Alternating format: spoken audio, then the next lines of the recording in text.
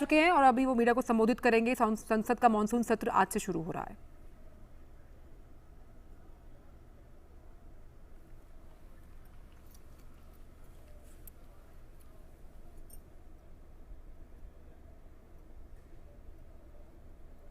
नमस्कार साथियों, ये सत्र मौसम से तो जुड़ा हुआ है। अब दिल्ली में भी वर्षा अपना दस्तक देना प्रारंभ किया है, लेकिन फिर भी न बाहर की गर्मी कम हो रही है और पता नहीं अंदर भी गर्मी कम होगी कि नहीं होगी। ये कालखंड एक प्रकार से बहुत महत्वपूर्ण है। ये आज़ादी के अमृत महोत्सव का कालखंड है। 15 अगस्त का विशेष महत्व है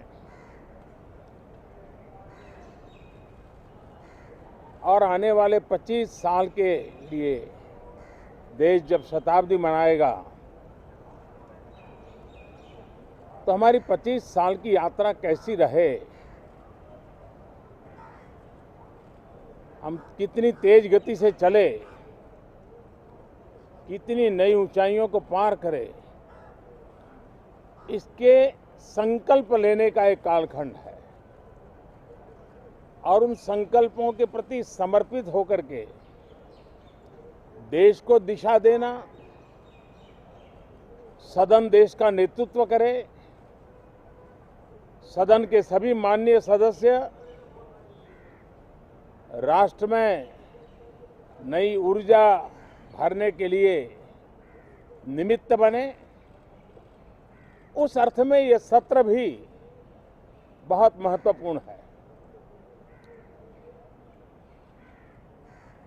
ये सत्र इसलिए भी महत्वपूर्ण है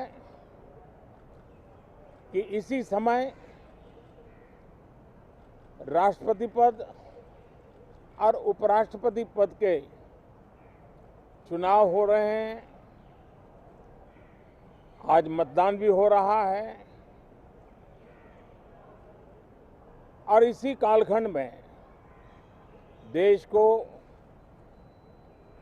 नए राष्ट्रपति, नए उपराष्ट्रपति, उनका मार्गदर्शन प्रारंभ होगा। हम हमेशा सदन को संवाद का एक सक्षम माध्यम मानते हैं, तीर्थ क्षेत्र मानते हैं, जहां खुले मन से संवाद हो, जरूरत पड़े तो वाद विवाद हो, आलोचना भी हो,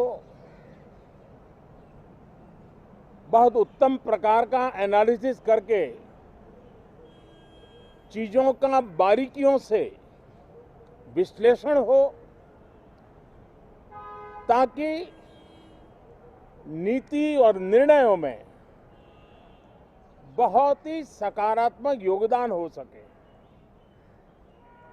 मैं सभी आदरणीय सांसदों से यही आग्रह करूंगा कि गहन चिंतन, गहन चर्चा, उत्तम चर्चा और सदन को हम जितना ज्यादा प्रोडक्टिव बना सके, सदन को जितना ज्यादा फ्रूटफुल बना सके, उसलिए सबका सहयोग हो और सबके प्रयास से ही लोकतंत्र चलता है, सबके प्रयास से ही सदन चलता है, सबके प्रयास से ही सदन उत्तम निर्णय करता है।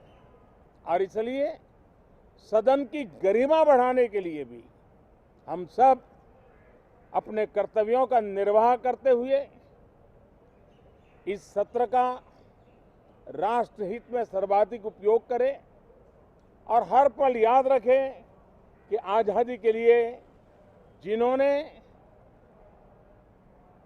अपनी जवानी खपा दी, अपना जीवन खपा दिया, जिंदगी जेलों में काटी, कुछ ने शहादत स्वीकार की।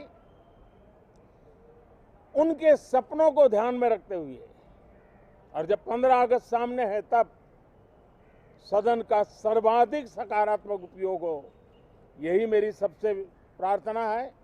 आप सबका भी बहुत बहुत धन्यवाद।